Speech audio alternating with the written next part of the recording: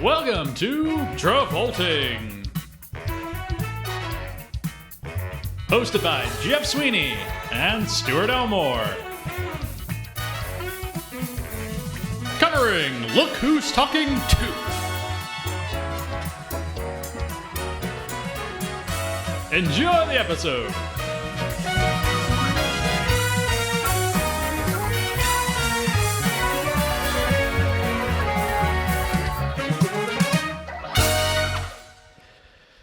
Hello, Jeff. Hello, Stuart. How are you doing today? You know, I am coming from a fantastic recording session of Chains of Gold, man. You remember how amazing that episode was? Yeah, that was a great episode.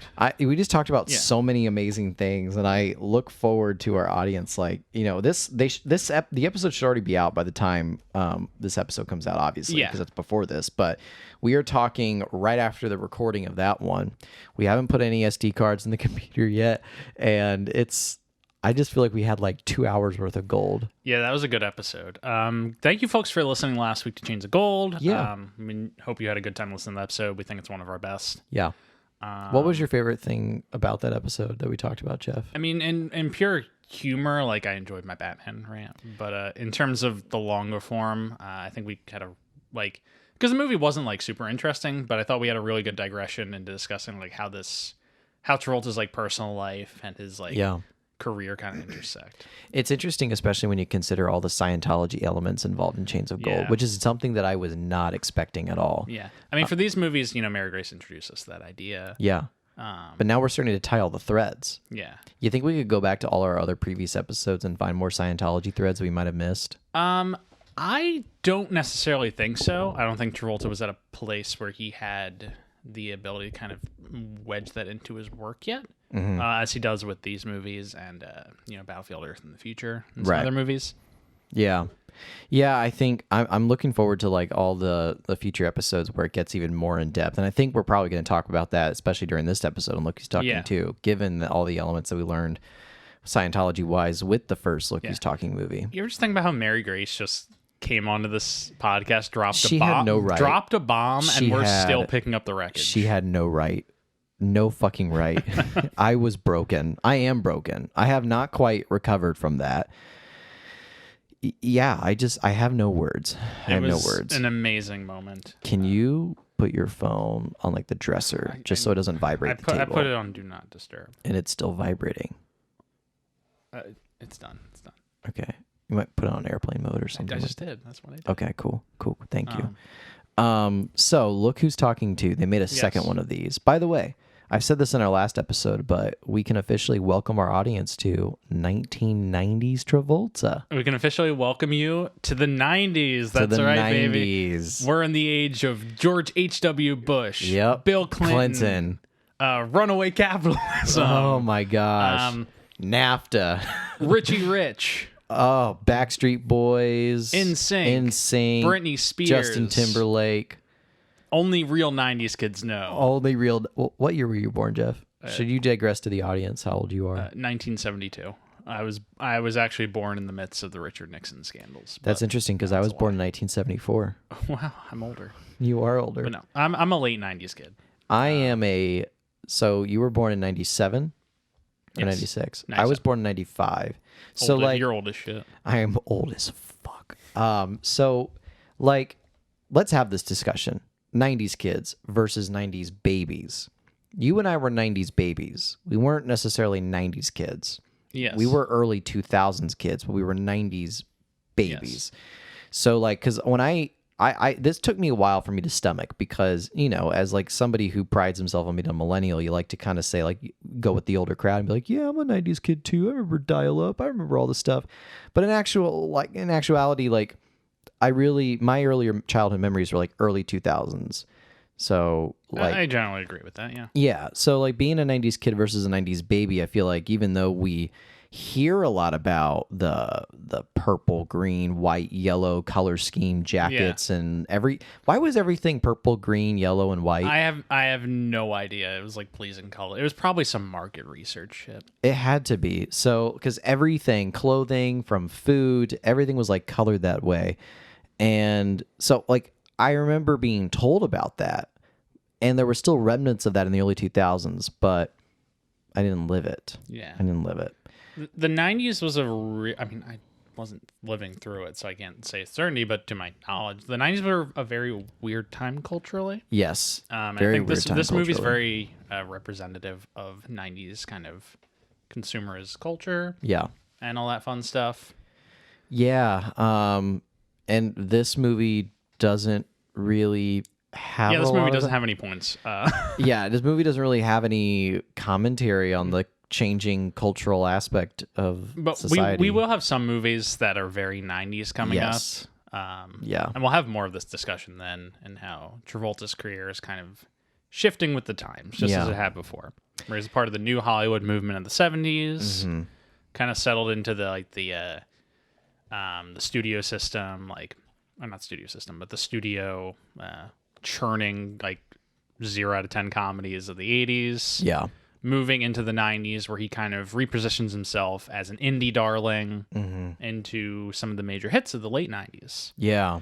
But at the beginning, he's invested in these weird 90s like knockoff movies. Family stuff, right? Like Chains of Gold, which was Not a family movie. kind of a knockoff, like cheap action movie of the 90s. Like it has all the aesthetic qualities of a 90s Of action a movie. broken LA cop who has to go undercover for a drug ring, Yeah, and it has, but like- replace undercover cop with an undercover social worker. Yeah, and it has like a lot of the synth score and We talked 2 hours about it. I don't think we we have talked to, about like- 2 hours with Chains of Gold and a lot of like the helicopter shots of cityscapes. Yeah. Um, You mentioned But the synthesizer stuff yeah, too. but it wasn't like a super successful version of that thing. These are very evocative of like the family comedies that came about in the early 90s. Yeah. Yeah. Yeah, and this is a continuation off of Look Who's Talking, the first movie. Yes. It came out 1 year after the first one. And I said this after our first recording of Look Who's Talking. It's like they had to like greenlight this the second it was released, if not before it was released. Because we heard about that, right? Like, Yeah. wasn't Ryan Johnson greenlit for 3 more Star Wars movies before Last Jedi was released? I mean, he wasn't greenlit. He was hired to develop a trilogy. So, like, That happens a lot in Hollywood, where they'll hire you to develop a movie in Yeah. advance because they want to play their cards simple. okay. What this was, and according to Amy Heckerling herself, the director of both this and the first one, she said in an interview in 2016 with The Current, which is a Criterion Collection publication. I believe she had a movie that was in the Criterion Collection, so she was talking with them about it. Yeah. She mentioned that she was sort of forced into doing this for legal reasons. Really? Yeah, she said she did not really have passion for this movie. It was not a fun experience for her. The story was told with the first one. She was forced into this by the studio. But you know what's different about it? What? There's another baby, Yes. and this one has another voice. I think you can tell her lack of passion in this one. Yes. Because the first one, while not like a great movie by any means, has a plot. Kind It of. has an idea. Yeah. Um, It has a gimmick. it's pretty well directed. Yeah, like the acting wasn't the bad part about Yeah, the that acting movie. wasn't bad. I kind of enjoyed the shot structure and the construction of the scenes and whatnot. Yeah. This one is like 75 minutes long. Yeah, it is really short. Has absolutely no plot. So you watched it today, right? I watched it this morning. It felt fast to you, Yes, right? it went by extremely fast. Yeah, like I felt like it was a very much. I literally watched this whole movie before I ate breakfast. Yeah, That is how quickly it went by. and I was able to make breakfast in early morning and still watch this beforehand. how early were you up this morning? I started watching this like 8:30. I was done by Why like were 10. you up this early? I get up at 8 every morning. Fucking poser. Why? I want to have a full day. All right. Well, I'm clearly a lazy fuck because I sleep until like noon every day. Although I was up at like 5 this morning, but I went on a photo shoot at sunrise. I was really hoping you were about to say I was up at 5 so I could watch this movie 6 times. No, I would not voluntarily watch this movie 6 times. Yeah. No. But no, she was forced into this movie. Mm-hmm. Her lack of passion shows in the movie, and this is not a discredit to her. She openly admits she did not want to do this. Was John Travolta and Kirstie Alley forced into this as well? I don't believe so. Were they more like enthusiastic about doing this? I could not find like specific like post-mortem quote comments from them. Right. I think very much Travolta had not had a hit in 10 years. And this was like a surefire in his The eyes, first one of maybe. these was his first hit. Yeah. And so he was probably extremely into, doing another guaranteed hit for him. Yeah. Kirstie Alley, probably in the same boat. She wasn't like a failing actress by any means, but Yeah. she had TV. But, it's great to have a consistent comedy franchise in Hollywood. It's a great way to stay relevant, good way to rake in residuals. Yeah. And I'm sure the both of them were very happy to turn the successful movie they did into a franchise. Successful in air quotes. Yes. Unfortunately, Amy Heckerling was not excited to be along for the ride. Which, as we said before, and I think you're absolutely right, you can easily tell she's not excited about doing this. Because the studio, this came out a year after the first one. I guess so they had to greenlight this came out and they're right like, all right, you start shooting in 3 months. Write a script. It's literally like a copy and paste from the first one, but just one more baby. Yes. Literally. I guess we can just start going through the movie. Yeah, I mean, because there's not much more relevance in terms of how it affects John Travolta's career, especially in the long 2-hour tangent from Chains of Gold that we had. Yeah, it's just and him sticking to something that's going to keep him afloat. Yeah. And eventually this does float him to mainstream success again. Yeah. Critical mainstream success. This is a commercial mainstream success. Right. I just want to start off, if that's okay. Yeah, let's do it. Because the first thing I wrote down is, we begin in the uterus again. Yes. ... It's another fallopian tube opening. Yes. Or as the experts call it, the fallopening. Oh, this is the only trilogy of fallopening movies. Fallopening. Yes. Actually, I lied. There's another movie that has a fallopening. The Naked Gun. I think 33 and a third. One of the 3 Naked Gun movies also starts within the uterus and has a fallopening. Fallopening. Yeah, the fallopian tube opening. The fallopening. I'm gonna make a letterbox list called the fallopenings. Fallopenings. And share it on our Twitter and Instagram accounts the day this comes out. I am not assassociated with this list. Yeah, the fallopenings. I don't know why you know 3 of these movies and the amount of. Well, I've only seen 3, so I assume there's probably more. Jeff, are you going to do a lot of research as to what movies start in the fallopian tubes? I'm going to put the 3 of these and Naked Gun, whichever one it is, into the list, and then hope I never have to look at that list again. Well, and then you're going to get comments and Twitter threads of people saying, well, what about this movie that starts with the fallopian tube? What about this movie? Like, you're going to find out that there's like thousands of movies that start in the uterus. Because people are broken. But we start in the uterus Hollywood again. is a terrible place. Hollywood is a terrible place. place. Why did we decide to work in it? Yeah. It's fine. Yeah. We love our jobs. Yeah, we do love our jobs. That we don't have. No, we have jobs. Because we're both unemployed filmmakers still. Remember when we started the first step? We've already talked about this. Yeah, Shades of Gold. Yeah, we talked about this in Chains of Gold. So, uterus. Yeah, uterus.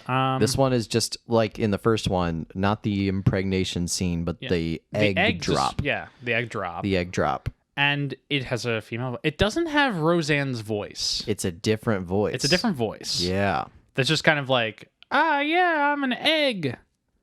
And that's then it. That's the gag. Literally the joke. That's the gag. And then we zoom out of the uterus. In the first movie, when they tease a second movie with the baby girl, it was a different voice than Roseanne Barr. It was Joan Rivers. Joan Rivers. What happened? Joan Rivers would have done a much better job. Apparently, had some form of like contract difficulty or like scheduling difficulty. She had to do Spaceballs and Mel Brooks.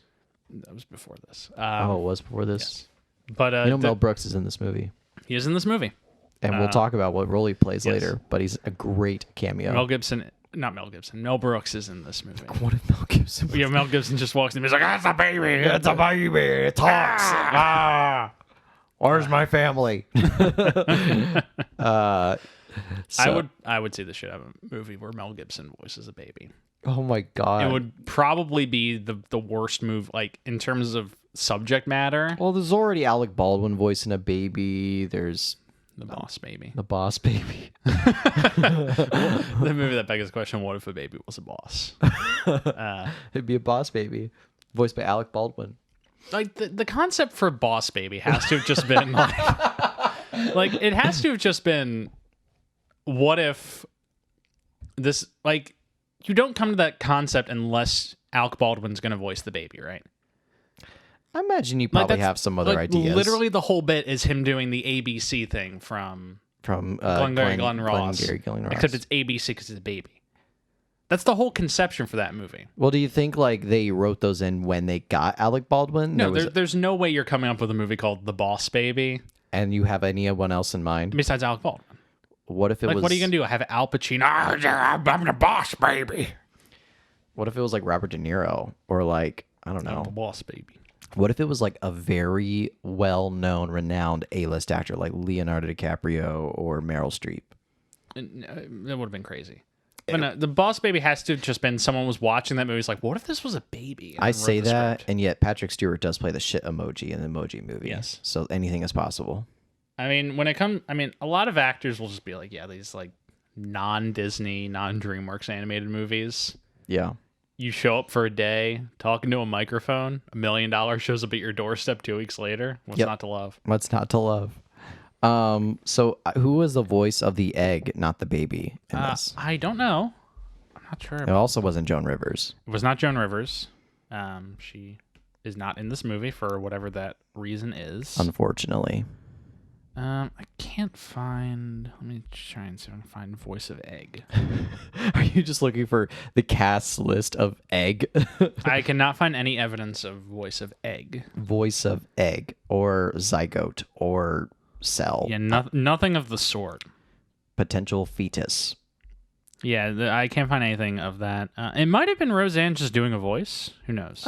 That's true. That's true. I guess that's probably right. But wouldn't you credit them as a different name? Yes. Because it's not Julie.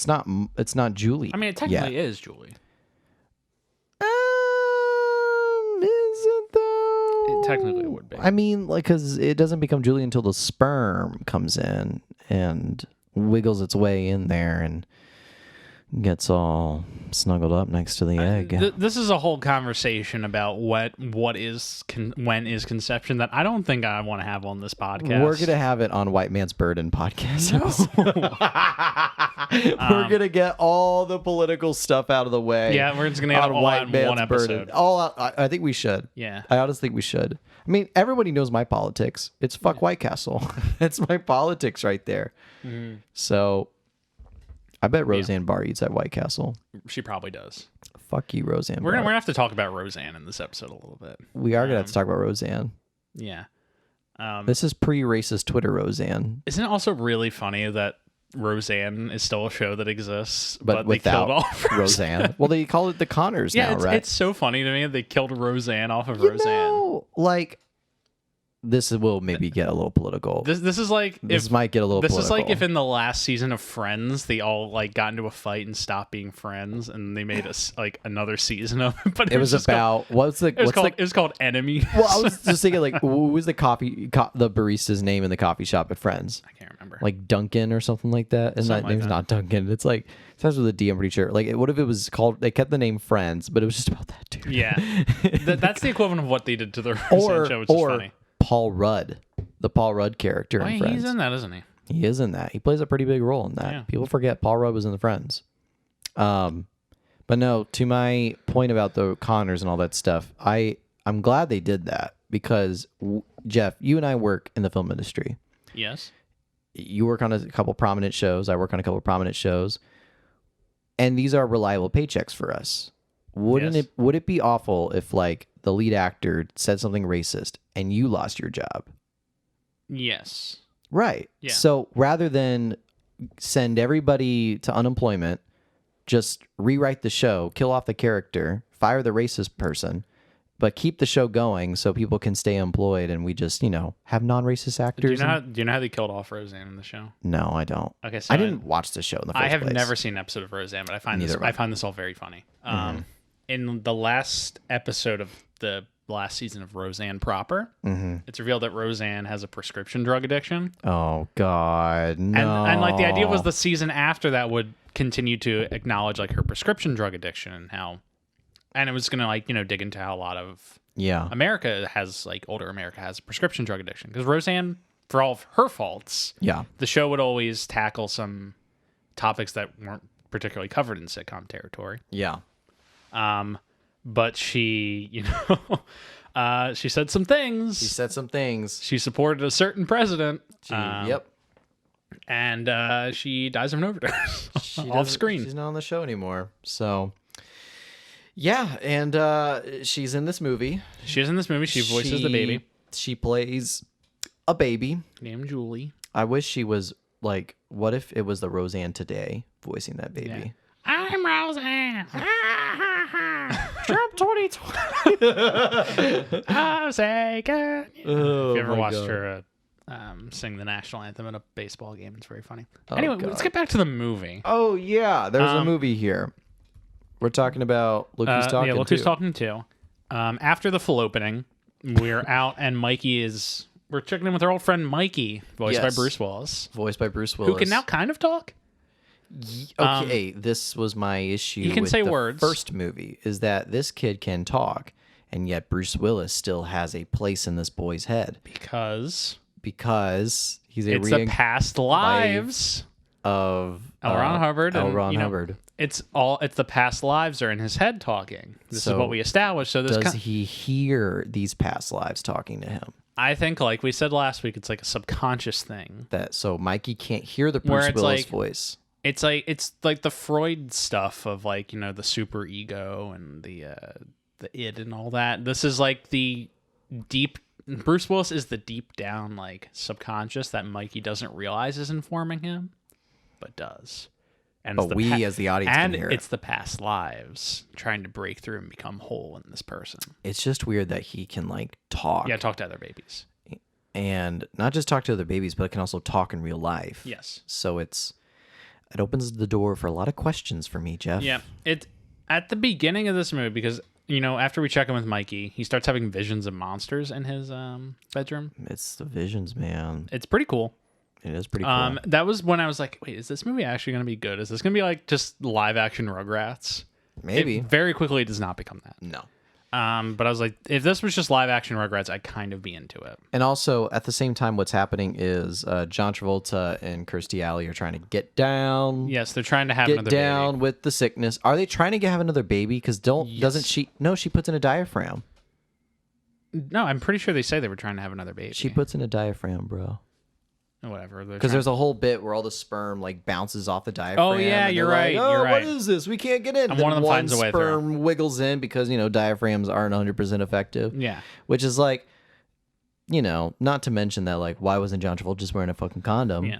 But I guess fuck women, I guess. Yeah, that's expected for them to go the extra mile. Not to get political again, but did you hear the story about how they had like male birth control, but they stopped because men got too emotional in the test trials? God, why do we suck? Why do we suck?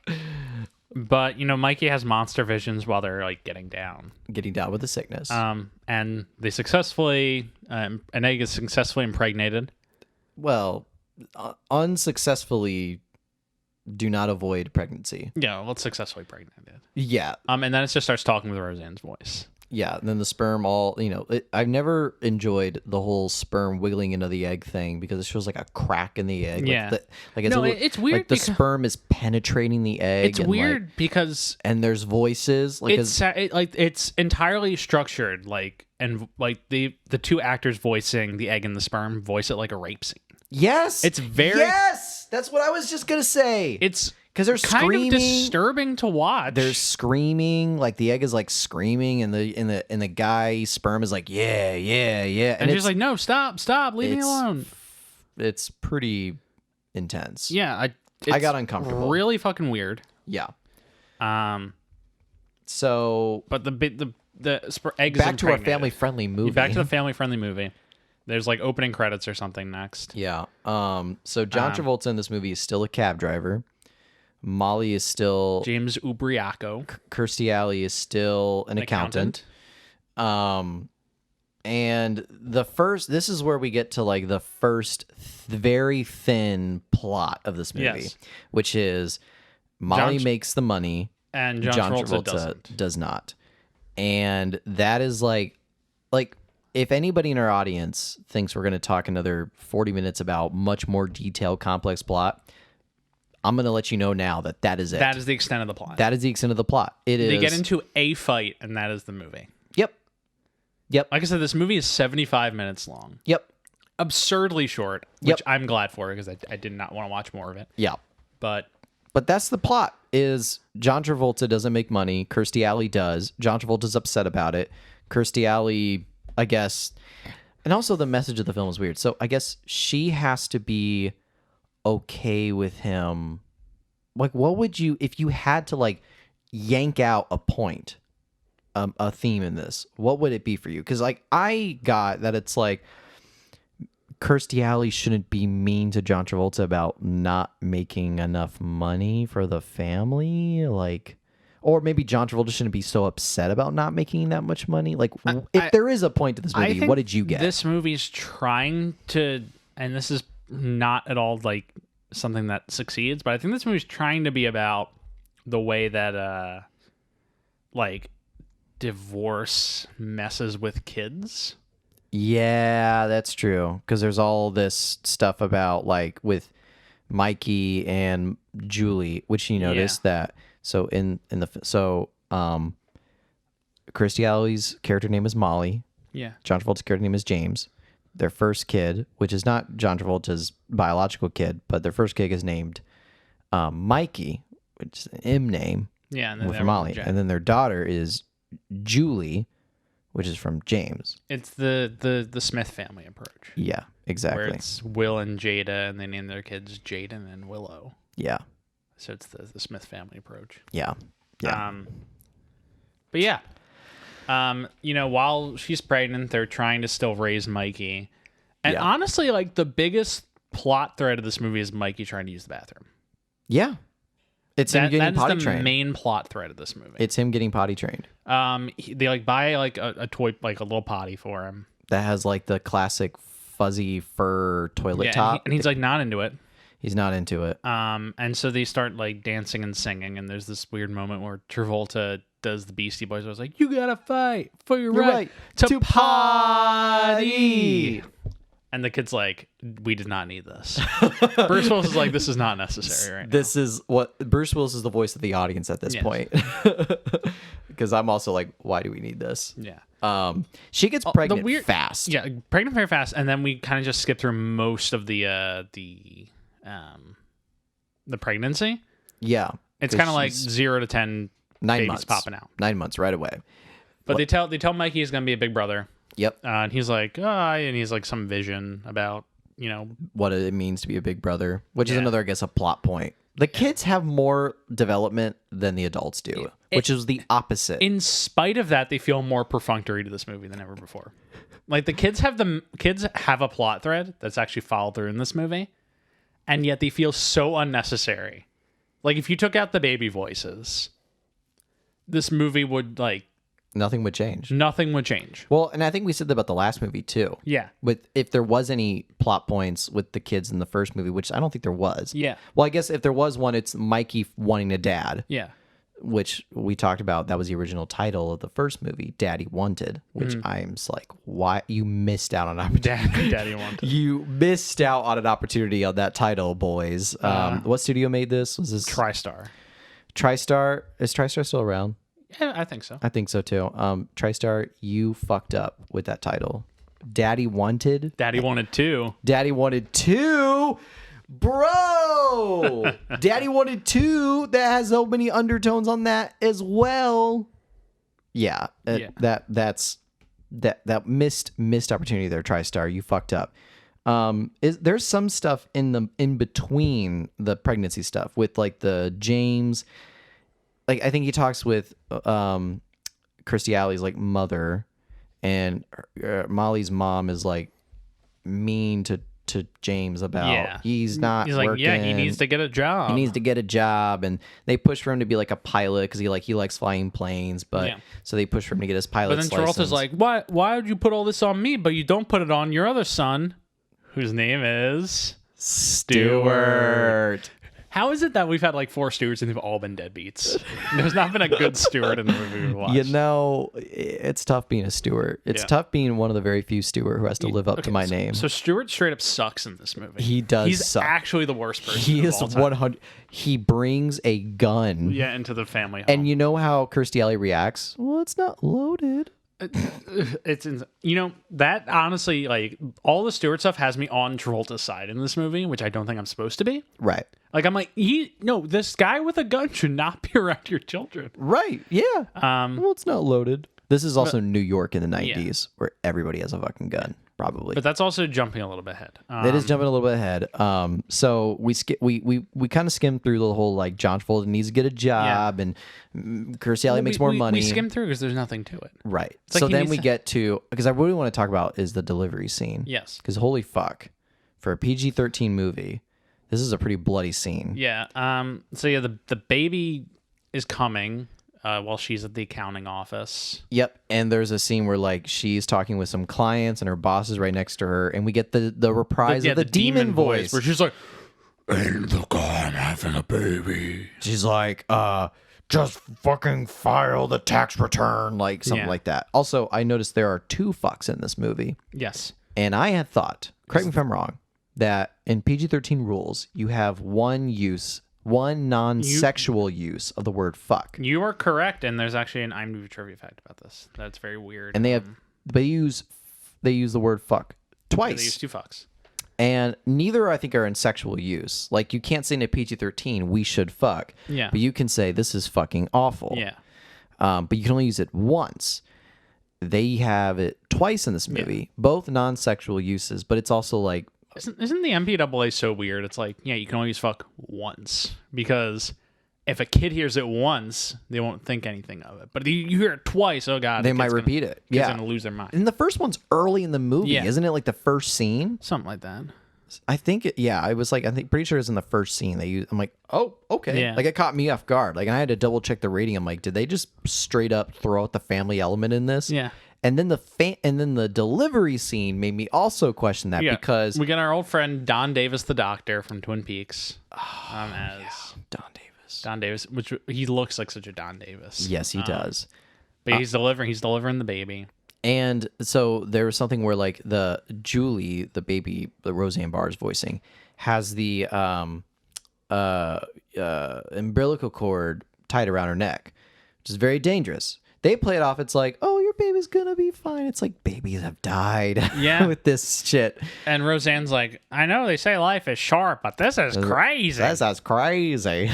Like, she's about to have, like, so they have to do the miscarriage. cesarean, and you see a lot of blood and organs. Yes. So, like, well, first off, let's also acknowledge the reprise of "Begin the Cesarean." Yeah, begin the cesarean from Boy in the Plastic Bubble. But yeah, so they do a C-section. She's not okay. I know nothing about women giving babies, but I thought if it's a C-section, like, the women are, like, put out, not, like, just numbed. Because I was a C-section for fun folks. You're a C-section too? Hey, C-section babies. Yeah, we fist bumped. I maybe, like, Mom, if you're listening to this podcast, my question is, do they put you out or do they just numb you? I thought if it's a C-section, they would put you out. Cesarean seems like there's this wonderful thing called Google where I can just say, do they put women under during C-sections or just numb them? Like, is it a local anesthetic or a general anesthetic? Right, that's the terminology. Local is when they numb you. General is when they put you out. Right? They awake. You're awake and simply numb from the waist down using regional anesthesia. Oh. This way they are awake to see and hear their baby being born. So it is medically accurate that Kirstie Alley be awake. Okay. Yes.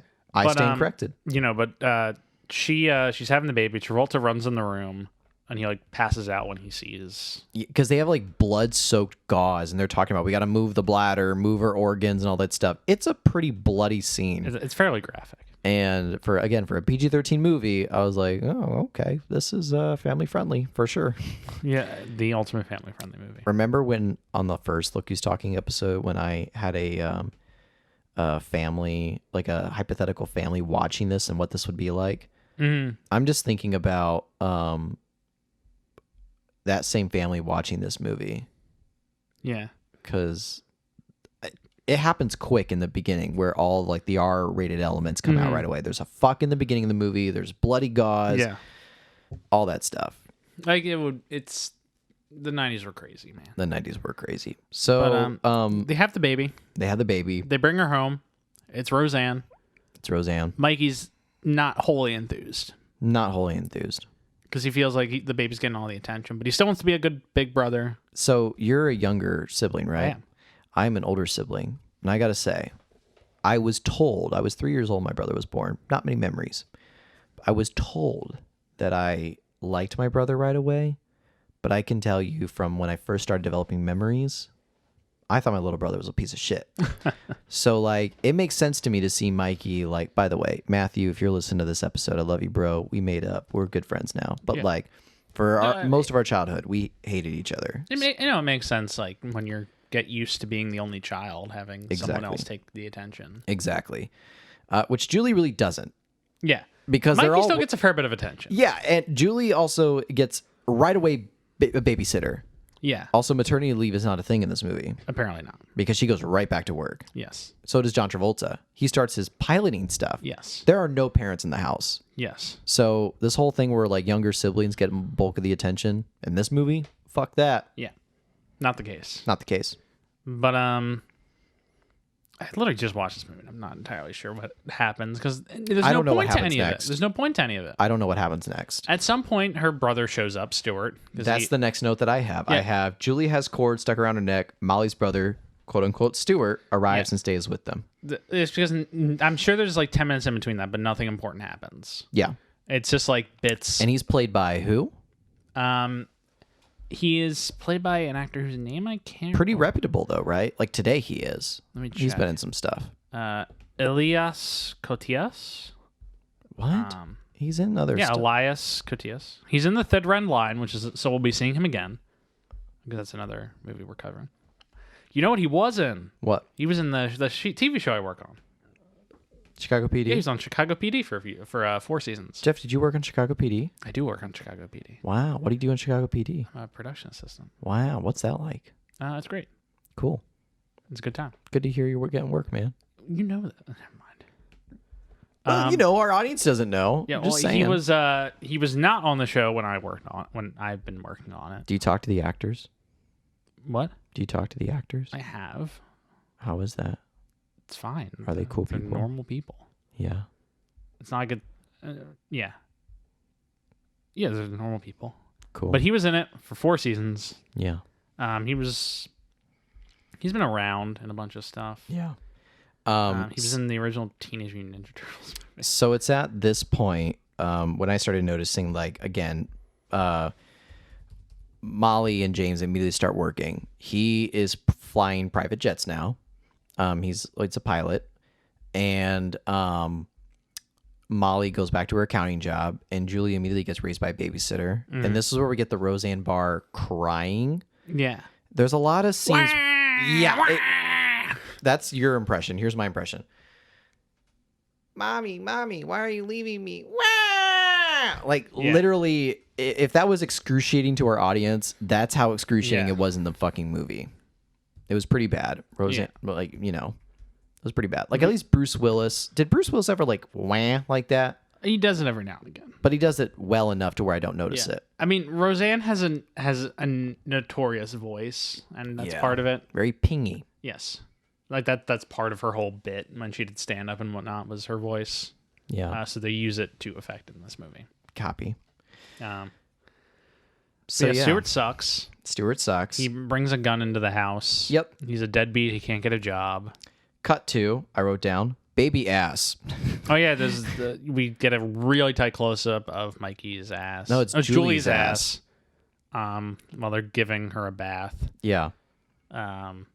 At this point, this movie is just thing after thing that I don't want to see. And Mikey asks about Julie's penis. Yes. He's like, because we hear in Bruce Willis' voice, he's like, wait, where's Julie's penis? She doesn't have a penis. And then the actual baby's voice says no penis. No penis. And that's when Kirstie Alley and John Travolta are like, do you want to tell him? Yeah, but they're starting to fight at this point.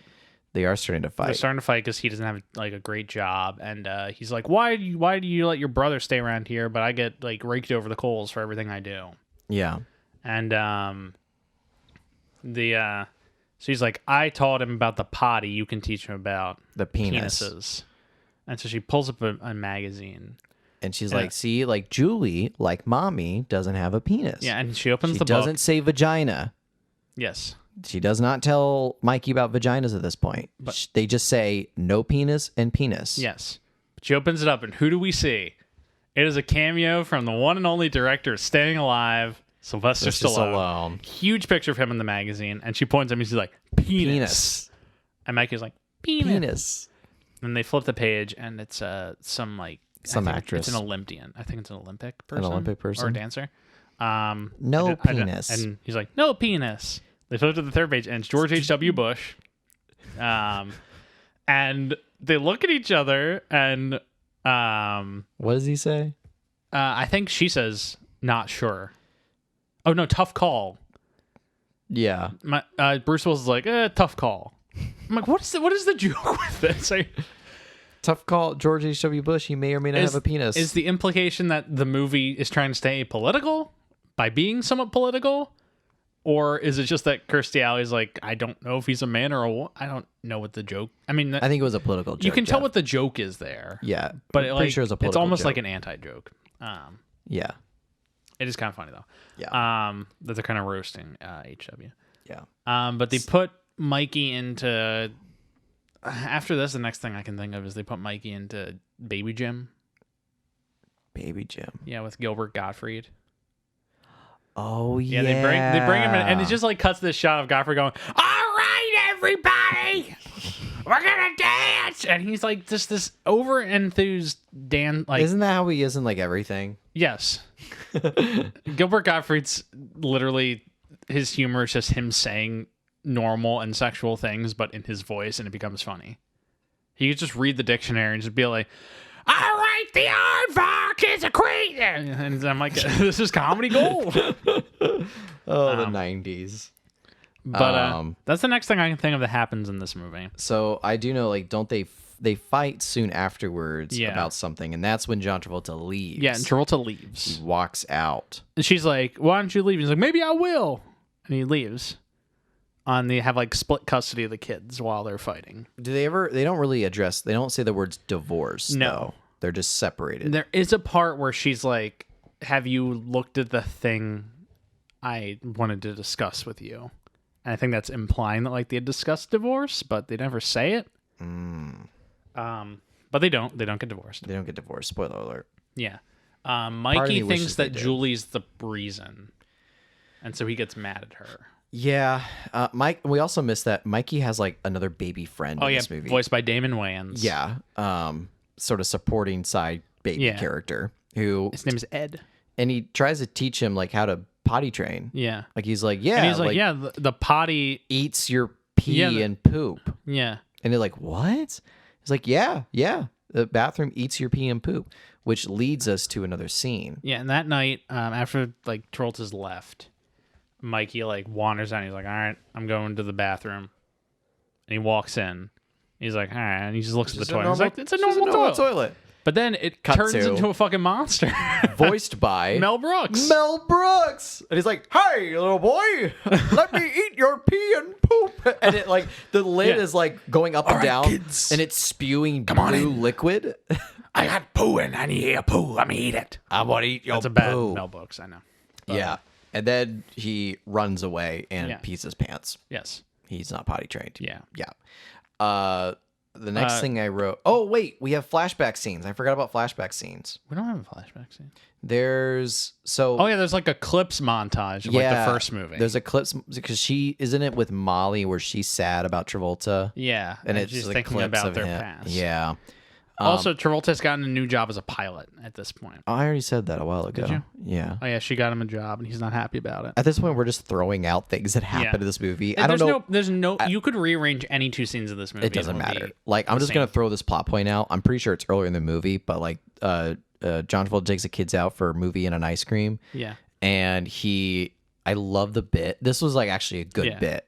And I really like where he finds ways to get in the movie for free. Find ways to get in the movie theater. He takes the baby's shoe off and he's like, "Oh, my daughter left her shoe in there. Can we go in?" Bruce Willis is like, "Oh, he's not going to do the 'my kid left a shoe in there' trick, is he?" Yeah. And then he does it. It's like, hey, my kid left a shoe in there. Can I get in? And he's like, works every time. And then he walks up with an empty popcorn thing. He's like, "Hey, my kids dropped their popcorn. Can you help us?" And he has them both cry. Yeah. So that the guy just gives them the free popcorns to go away. I thought that was a decent bit. It's a good bit. It's a good bit. You know what this scene really did for me, though? What? They are there to see it's a choice between Total Recall or a Betty Boop cartoon.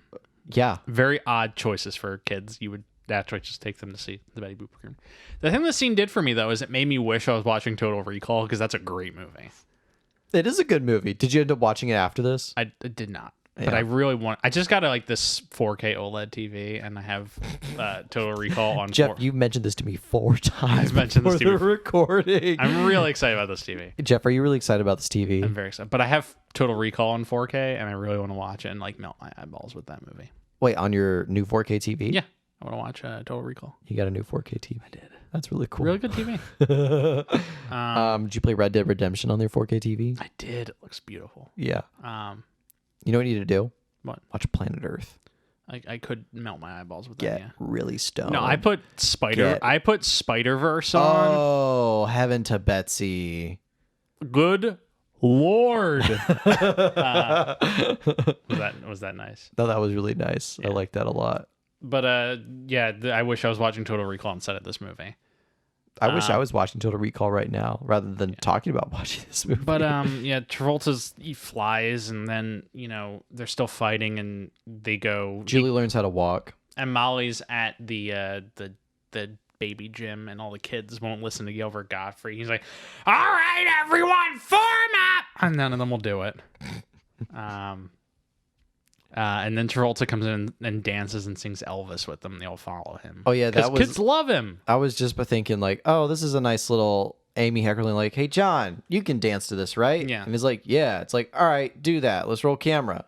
And he just dances, and it's like, this is a very useful This is a very good use of John Travolta's talents in a movie. Just like make him dance. Yeah, and then it ends, and he grabs Mikey, and he's like, and passed by Molly. He's like, talk to you later. You think that's what like Quentin Tarantino was watching this movie and he saw that scene? It's like, I need to find a spot where he can dance in my movie. I mean, I don't think he watched this and said that. I think he did watch this movie and said I'm pretty that. sure Tarantino was just like, yeah, John Travolta can dance and used to be in good movies. Why don't I do those things? I think he was watching Loki's Talking too. That would be extremely funny if he was. Like, Quentin, what was your inspiration for the John Travolta Uma Thurman dance? Well, you see, sir, I was watching Look Who's Talking 2 the other day, and I realized John Travolta still had the dance moves. He still had it in him. Yep. At this point in my notes, I wrote this movie has no plot, and I stopped taking notes. I wrote down Julie walked. John Travolta dances at daycare. Mikey gets potty trained. Yes, he succeeds. He succeeds at getting potty trained. And then I wrote down short movie, blew right by. Yeah. I still have more notes after that because then that's when this is the end of the movie. Yeah, Travolta's and Molly are fighting again. They're fighting again. And he's like, I have to go fly the plane. She's like, but there's a storm. He's like, I'm going to fly the plane anyway. It's my job. Well, I think he said something like they haven't canceled the flight. Yeah. Which is like very true. Like, for pilots, it's like, by the way, if you ever are deciding, like, if you're trying to figure out if your flight is going to be delayed or not, somebody told me this, where it's like, if you're flying with United, chances are they're going to take their chances. Oh, good thing I don't fly with you. Well, versus with like Southwest or Delta, if it like rains, storms, or whatever, it's like chances are they're going to get delayed or canceled. Yeah. Because I was at Atlanta one time flying back, and I remember I was coming off of a gig, and like the AD was like, so like, I heard there's a store coming. It's like, yeah, I'm kind of worried it's going to get delayed. And he was like, well, who are you flying with? It's like United. I'm like, nah, they'll take off. Mm-hmm. And I'm like, oh, okay, cool. So yeah, United will take their chances. But yeah, he's so just he like, goes to the airport, and then Molly is just like, I can't let him die. Because this movie gets really dramatic in the last like 5 minutes. It is the last 5 minutes. Yeah, and so she rushes off and leaves the kids with Stuart because she tries calling the airplane attendant person. Yeah, like I guess she calls who's him. being very reasonable with her, and he's she's like, not. And he's like, I don't know how to get in contact. Can you get my husband? And it's like, who is he? It's like, it's James Barack. And he's like, he's on the tarmac. It's like he's on the tarmac. It's like, well, I need to see him. It's like, I literally can't do that for you, ma'am. It's like, well, I'm just gonna go there myself. And then she leaves. Yeah. So then she drives to the airport. What is happening while this is happening? So she leaves the kids with fucking Stuart. Yes. With you. With me. Yeah. And then Stuart's just hanging out. He's making dinner. And then a burglar breaks into the apartment. Burglar breaks. Stuart pulls his gun on him. We are. You know how we do this sometimes, Jeff, where we'll make up hilarious endings that didn't actually happen. Folks, this actually happened. Yeah, this movie with 5 minutes left, no plot. A burglar breaks in. Stuart fights with the man. He pulls out a gun. It's not loaded.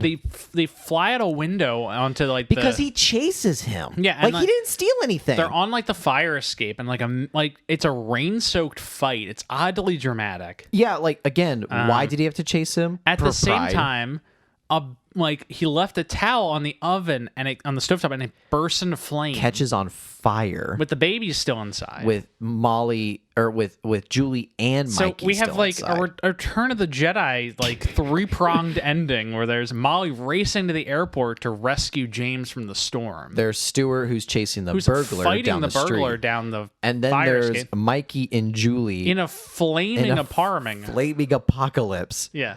It's at this point that Julie succumbs to carbon monoxide poisoning, and Mikey does get out, but he has like third-degree burns all over his body and swears vengeance against Batman. Yes. He becomes Two-Face. Yes, Mikey becomes Harvey Two-Face. Isn't it just really funny this villain named Two-Face? Anyway, but like everyone's like Two-Face, man. I'm like, that's the goofiest fucking name. Hey, I love it. Gordon, what was that name you guys had me? Have for me down at MCU. Two-Face, Harvey, Two-Face. No. We gotta savor it. It's like, oh, Harvey, I don't know. It's like, say it. Say it! But yeah, Two-Face. Two-Face, funny name. But Molly rushing to the airport. She gets onto the plane. He's like, I need to take off. It's my job. He's like, you wanted me to get a job? Here I am doing it. Why are you so mad? And then Molly is just like, no, there's a storm. It's die. And it's like, you can't die. The storm's coming through. It's gonna be bad. It's like they haven't canceled the flight. And then the flight gets canceled, and like literally, the problems are solved. Literally, like he gets a call on the tarmac. He's like, hey, according to all flights, we have canceled all flights because of the storm. And they're like, oh, okay. And they make out, and because apparently they're reconciled over this, because he saw that she does love him, and she realized she loves him or something like that. But they make out, and they take a cab back to their apartment. And he's like, who'd you leave the kids with? And he's like, Stuart. He's like, what? Stuart! So they rush home. That's what normal people respond when they rush when I'm back left and with they find anybody. Stuart in a brawl in the middle of the street with the And you know what happens? John Travolta punches him once. Yeah, he runs over and punches the guy in the face, and he's out for the count. Yep. You look up at the apartment, it's on fire. James Baracchio apparently was a boxer in his old day because he just sucker punched this guy. Yeah. And then we're up in the apartment, and Mikey's like, I do love you, Julie. I need to save your life. And he pushes the baby out into the elevator, and they take the elevator.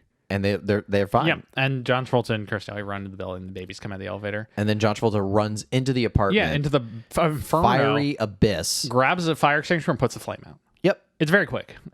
This is a very dramatic conclusion that has an undramatic ending where everything just kind of gets solved very quickly. Yep. I just wrote down my last note was Mikey and Julie bond at the end. Yes. There's a scene where they're like, I don't know, this is like in the summertime, and like Julie and Mikey have like a bonding moment. It's like, you're going to be my little sister, and I'm going to be a good brother, and I'm going to take care of you. And then they walk off into the sunset. And then there's a freeze frame and the movie ends. But the end of the movie is that the parents reconcile, the kids reconcile as well. Stuart finds a girl. It's like the babysitter. Yeah, he does find a girl. It's like Kirstie Alley's friend. Yeah, from the beginning of the movie. John Travolta is better with Kirstie Alley's parents now because he has a job. Everything gets really tied up in like a 2-minute montage. Yep. Not even a montage, just the scene. Yep. Where it's all like, oh yeah, everything's solved now. And that's the movie. That's the movie. That's Look Who's Talking To. We're at 53 minutes. I mean, we're not done yet. You're always like, well, we're not at an hour yet. And I'm like, the episode's not done. Okay, the episode's not done. We still have to talk about the aftermath of this movie. Okay, let's talk about the aftermath of this movie just has no plot. The first movie was a success both critically and commercially.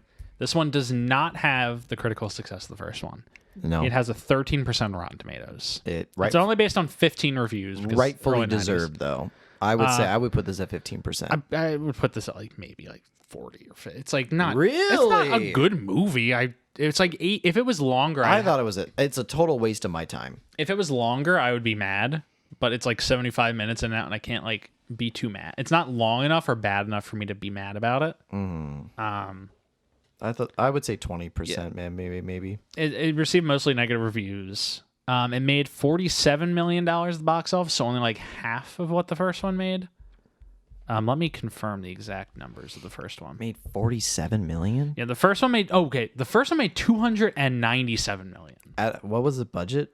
The first one had a budget of like $7.5 million and made, And it made 290. made about $300 million. And then what was the budget of the second movie? I does not list the budget of this one, but it made 47. So huge drop off from the first one. Yeah. And you know, However, still a success for its budget range. yeah, and which means They made a third one. made a third one. They did make a third one of these called Look Who's Talking Now. We will be talking about it in the coming weeks. Is Roseanne Barr, Bruce Willis all in that one? They're too? not.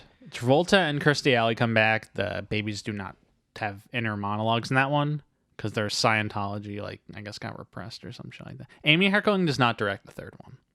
She is not contractually obligated for the third one like she was this one. And she got the fuck out of Dodge. Yeah, she got out of there and I believe made Clueless. Oh, good for her. So she found success immediately after. I mean, she had success prior to this, not to say that, but you know, she she made Look Who's Talking too, and then immediately follows up with Clueless, Damn. which is huge success. Yeah. So she actually gets out of this really well. Unlike Travolta, who sucked into a third one that we have to cover. Yeah, we do have to cover that one. But yeah, this movie, failure critically, a success at the box office, though not compared to the first one. Yeah. It's like a $250 million drop off, which is bad. That's pretty bad. But they still made enough to justify a low budget third movie. That is, and it has dogs in it. It's about dogs talking. It's a dog movie, Yes. which is like watch any other dog talking movie you can find. Yes. There's plenty of okay Homeward Bound ones. exists. Homeward Bound exists. It's a brilliant movie. It's fine. It's good. Shut the fuck up. It's a good Jeff. movie. I will sucker punch you across this table. Michael J. Fox is good as Shadow in that. Or no, he's Chance.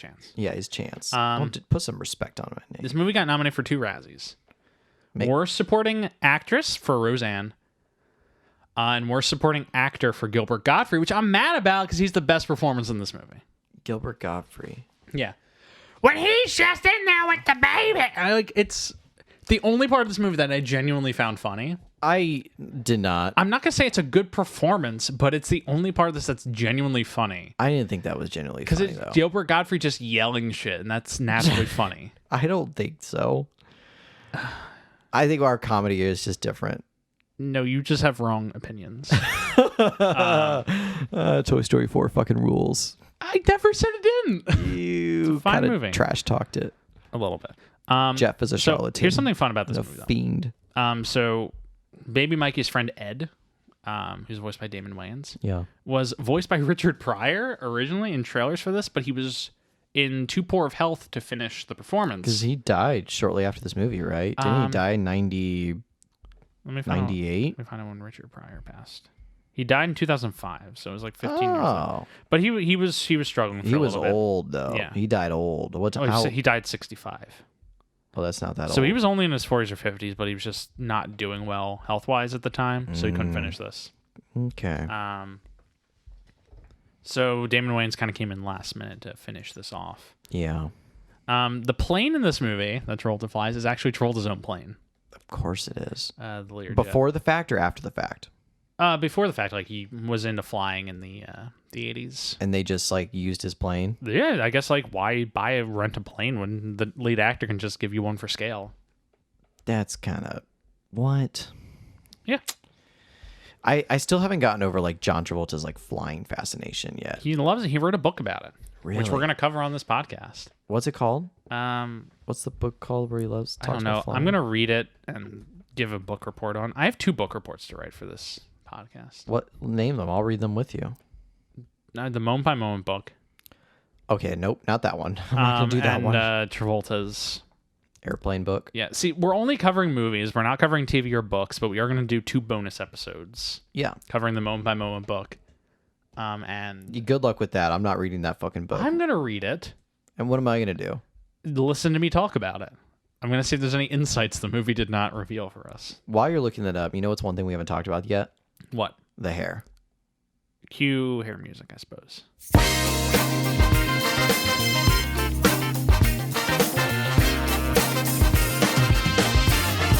Cool. All right, so that was the hair music. So the hair.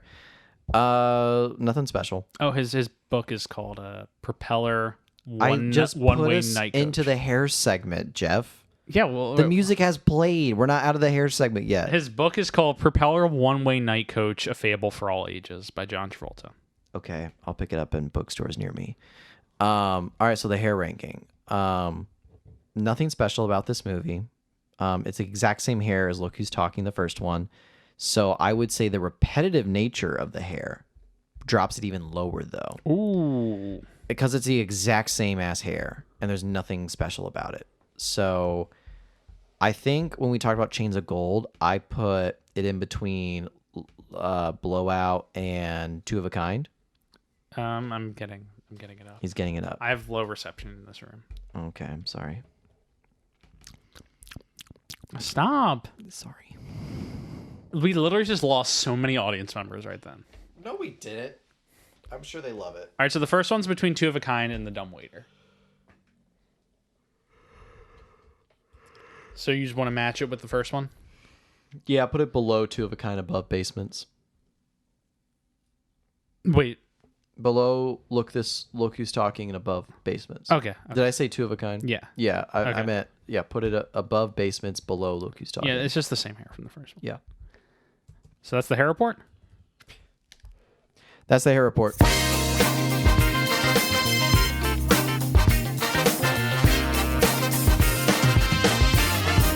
Cool. All right. Do you have anything else you want to... I mean, anything that we didn't cover in this, we probably covered in the first one or will cover in the third movie. It got old real fast. Yeah. I'm optimistic. It seems like we're going to have a fun guest for the third one who genuinely liked these movies growing up. Like Who? As a friend of mine. I don't want to say it just in case they're unable to, because they might not be able to. Will you tell me when we stop recording? Yeah, of course. Okay. I've already told you. They liked these movies? They generally like these movies. I don't know who you are, Which Jeff is- Sweeney's friend, but I will welcome you in my home. But it will be... It should hopefully be fun. It'll be a sparkly debate. But we have a few movies to cover before we get to Look Who's Talking Now. Yeah, because there's a little gap between this one and the third Yes. one, right? There's like a 3-year gap. So that makes me think, like, that means they waited a while before, like, saying, okay, we need a third one of these. Yeah. Which makes me think, why? Yeah, they took some time off. Interesting. Maybe they find a new director. Studio just had some money probably lying around there. Let's make one They, of those. but probably they have to find a new director. They have to find new voice actors, you know. But next week, we're not talking about that. We are talking about the movie Eyes of an Angel. An unwatchable movie. I don't mean that as in like bad unwatchable. I mean, we've covered some movies on this podcast that are very hard to watch. Yes. That I've had to order DVDs of off Yeah. eBay. This is one that I had to order a VHS.